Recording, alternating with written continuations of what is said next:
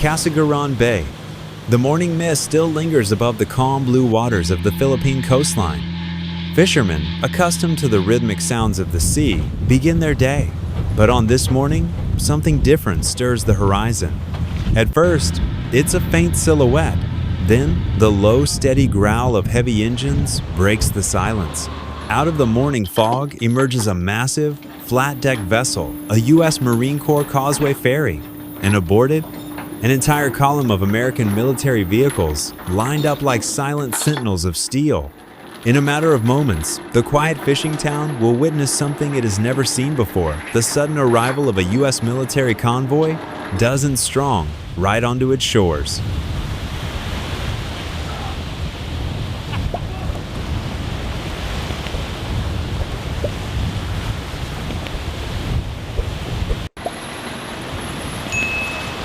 The first ramp slams down onto the shallow waters near the beach. Salt water splashes against the steel as the first vehicle, a massive MTVR truck, begins its slow descent. Its tires churn up the water and sand as it rumbles forward. Behind it, Humvees roll into formation, their desert tan paint gleaming under the rising sunday. Each vehicle is loaded with supplies, communication gear, and tactical equipment. Locals watch from a safe distance, some taking photos, others simply staring. It is not every day that Casiguran Bay, far from the bustling ports of Manila or Subic, becomes the stage for an operation like this. For the U.S. Marines, however, this is all part of the plan. This offload is a meticulously timed operation, rehearsed down to the second. In the military, every movement counts, and here, nothing is left to chance. A causeway ferry is not a common sight, even for most military watchers.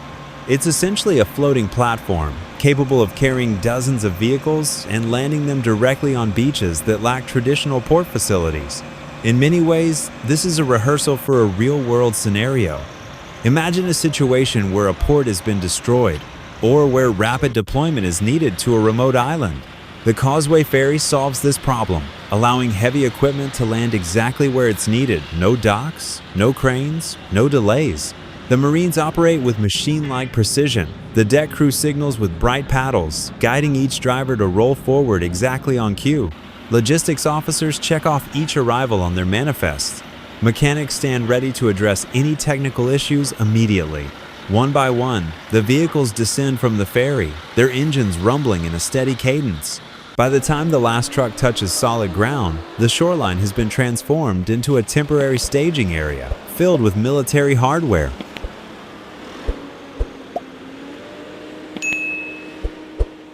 For those unfamiliar, the sight may seem like just a bunch of military trucks, but each of these machines has a very specific purpose on the battlefield. MTVR, Medium Tactical Vehicle Replacement. These are the workhorses of Marine Corps logistics. Capable of carrying over 15 tons of cargo, they can transport ammunition, fuel, and construction materials over almost any terrain. Humvee High Mobility Multi-Purpose Wheeled Vehicle, perhaps the most famous military vehicle in the world. Used for reconnaissance, troop transport, and communications, Humvees have been a staple of U.S. forces for decades.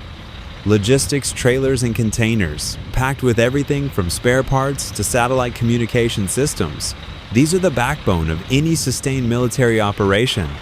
In an exercise like Balikatan, these vehicles will be used for more than just display. They will ferry troops, supplies, and equipment across training areas, simulating what would happen in a real crisis.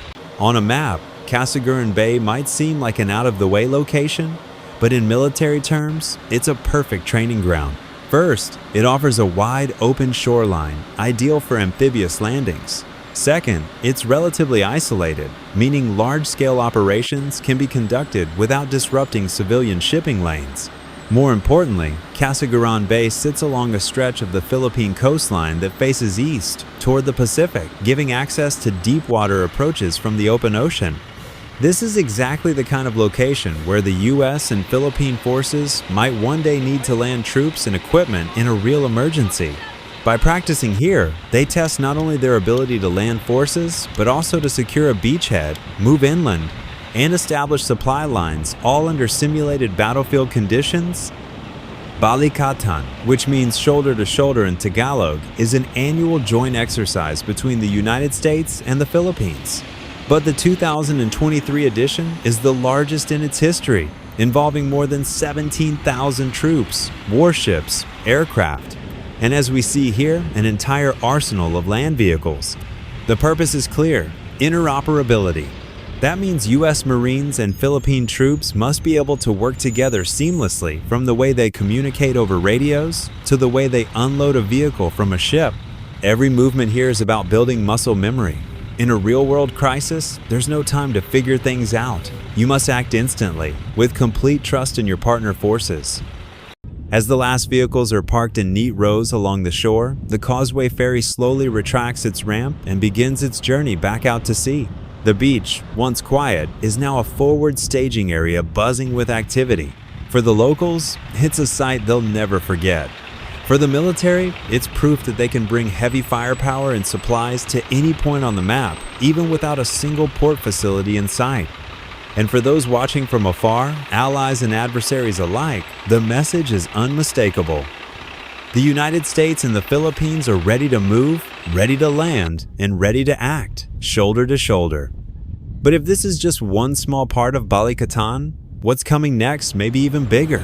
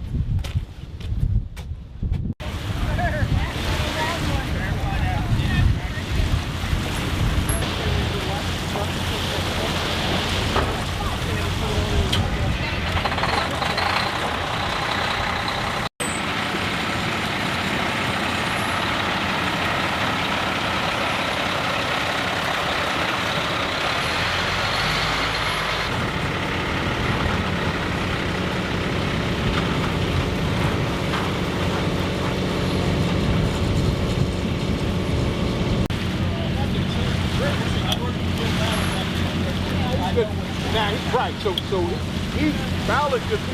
Yes, he is. All right, then. Thank you again.